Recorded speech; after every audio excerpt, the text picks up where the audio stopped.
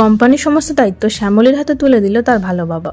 শ্যামলী যখন তার বাবার কথা মনে করে কান্নাকাটি করতে থাকে তখন অনির বাবা আইসক্রিম কিনে আনে এবং শ্যামলীকে দেয়। তারপর উনি বলেন, আজ থেকে তুই আমার মেয়ে, আমাকে বাবা বলে ডাকবি। এরপর তারা বাড়ি ফিরে যায়।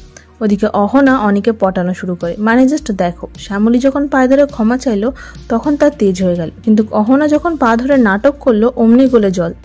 ওদিকে অপরাজিতা সব শুনে শ্যামলীকেই দোষ দিতে থাকে এবং অনিকে ফেরাতে যায়, কিন্তু সূর্য স্পষ্ট জানিয়ে দেয় তার কথাই শেষ কথা। এরপরই দেখি অনি এসে হাজির, সাথে আবার উকিল নিয়ে। প্রথমে দেখে ভেবেছিলাম সে হয়তো কোম্পানির ভাগ নিতে এসেছে, কিন্তু না, ছেলে কোম্পানির থেকে নিজের অধিকার তুলে নিতে এসেছে। সবাই থেকে বোঝায় সেই রকম যেন না করে, বাড়ি ফিরে আসে। শ্যামলী ক্ষমা চায়, কত অনুরোধ করে, কিন্তু অনিকেত তাকে বলে আমাদের মাঝে বাইরের লোক যেন কথা না বলে। মানে শ্যামলী এখন বাইরের লোক হয়ে গেল।